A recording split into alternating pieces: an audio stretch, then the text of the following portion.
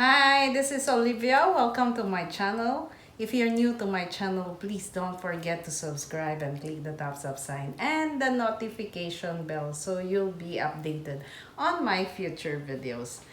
Today I'm so excited. We're going to have a unboxing. This is my new best friend right now and I'm so happy we got it.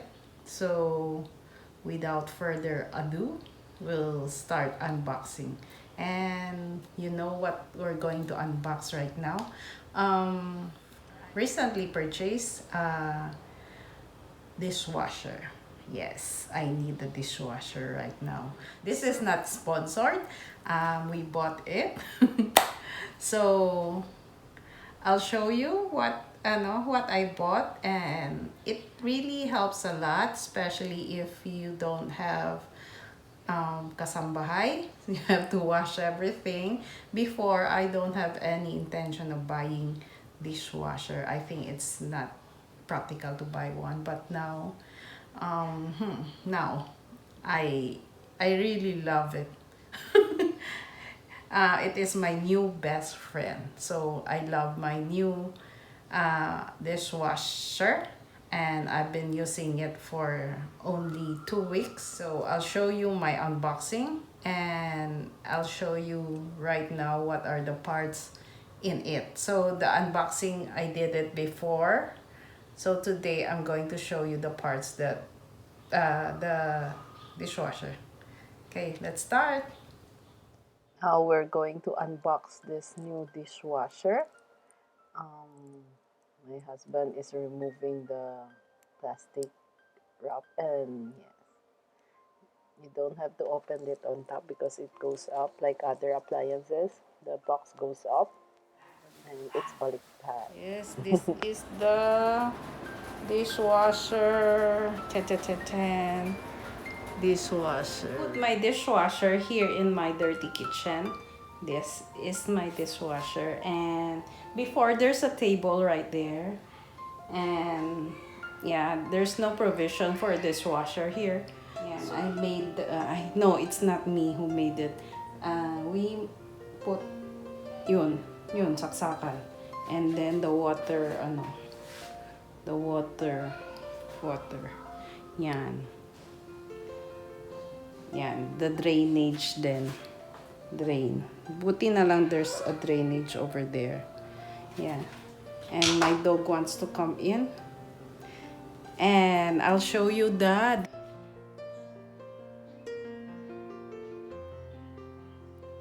Babe. Yan.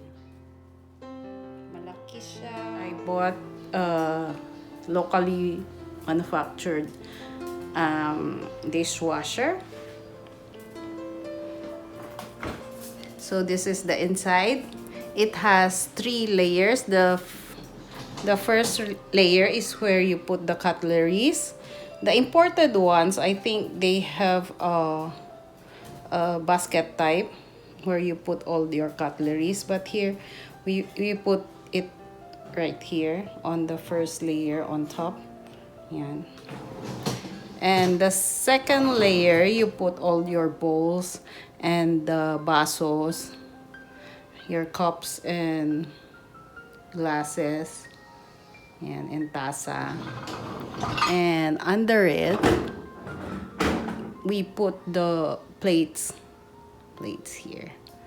So I think you put the salt over there. There's it comes with this one. So you put the salt there. I didn't put salt yet. And this is where you put the dishwasher soap. There is special dishwasher soap. Put it there. And the rinse aid, we put it here. Yes, and there's water. Wait. This is the water pipes where the water comes out. And there's another one underneath. And there it is, the water thing. Yan. I've been enjoying using this one. Our maintenance man make electrical outlet there, and water, it's a new line. The electrical outlet is connected here, there, yeah. And the water goes down here, the drain. Yes, and then it gets water from here, there, and there, under the sink. These are inside my dishwashing. On the lower floor, I put all the plates there to be washed.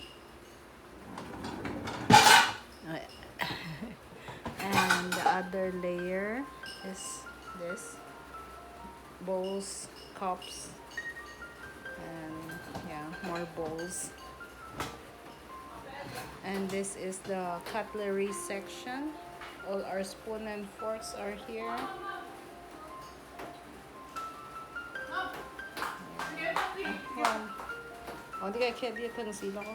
Put your spoon there. Find a place for it. Okay. Oh, kana boy sarap. Why is it one sarap?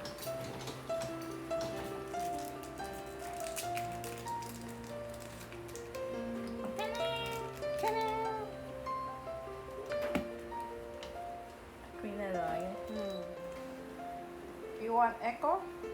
Nope. Yeah. Intensive. Another intensive. Oh, kana lang kakin mo. Woo! Ubus lahat ng plato. Okay, we're going to remove all the dishes from the dishwasher right now. Are they clean? I think so. They are clean. Uy, kapag intensive pala dapat kaldero. Everything is here na. Wala na din kaming utensils. Nandito na lahat. Okay, we're gonna put it back.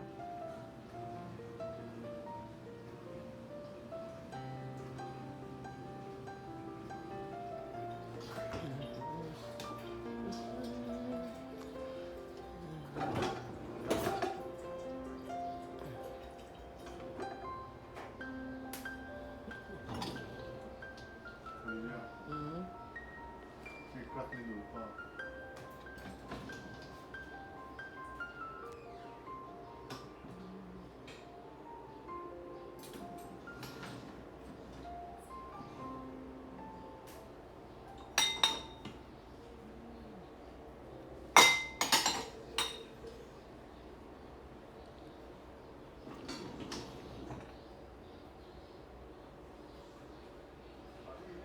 There are a lot of kinds of dishwasher in the market. There are local brands, there are imported brands, and there are a lot of kinds too.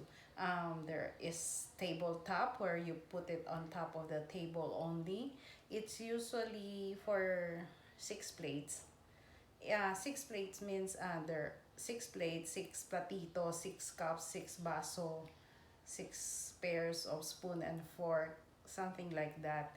That will fit into the dishwasher once you use it. And so at first I was thinking of buying a tabletop because I don't have a place to put a big dishwasher. I was thinking to put it where to put it. So at first I was thinking of buying a tabletop, but when I search, I cannot put my kaldero inside. So minsan 'di ba, sobrang mahirap din maghugas ng kaldero. So I was thinking of buying a bigger one. So when I decided I cannot, but there is also a built-in one, where you have a place before you, whenever you renovate your home, you you you put a place, ay basta you make a space for your dishwasher. Since here in the Philippines, it's not customary to buy dishwasher, di ba? Parang kokonti pa lang gumagamit ng dishwasher. And so I was searching what to buy, and I decided to buy a local brand and try it. So at least there's service center, and this one I bought the brand Techno. It's made by La Germania. Yeah. So I'm gonna try it. So far it is so good. The water heats up at I don't know at what point, but it there are a lot of settings. I'll show you the settings of my dishwasher. Okay. This is the switch, power switch on, and there is auto. This one is for child's lock if you push it together the same time, and this one is you program whether now it's in echo. I've been using the echo mode ever since.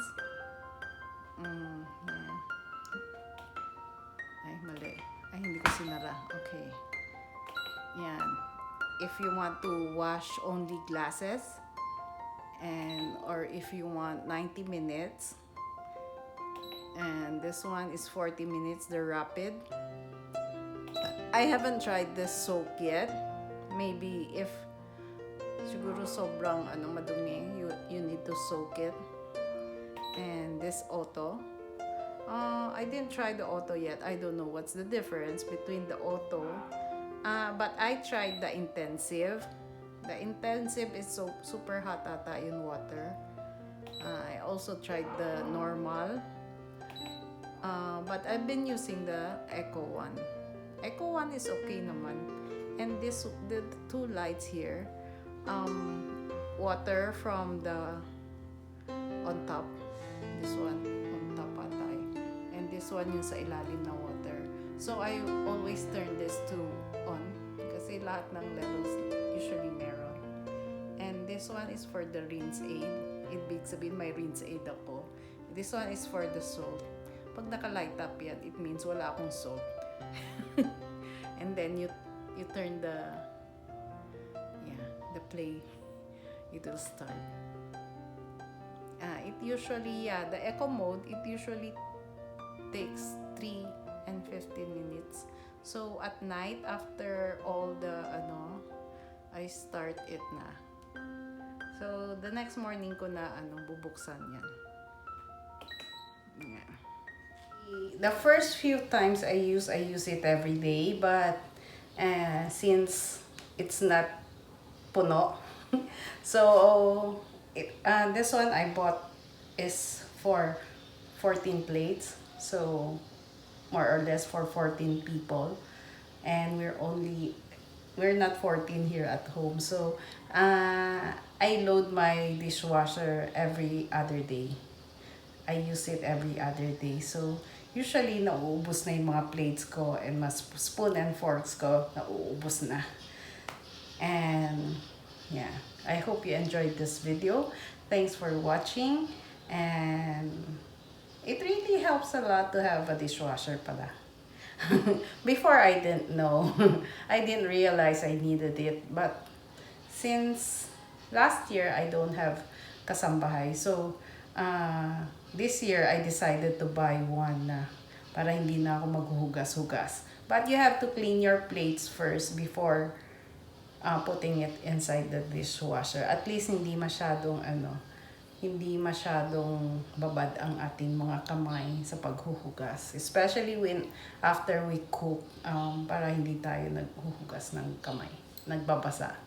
So thanks for watching. I hope you enjoyed this video, and this is not sponsored. I bought it. And hope you enjoyed it, and see you next time. Bye. God bless everybody. Thanks for watching. Bye-bye.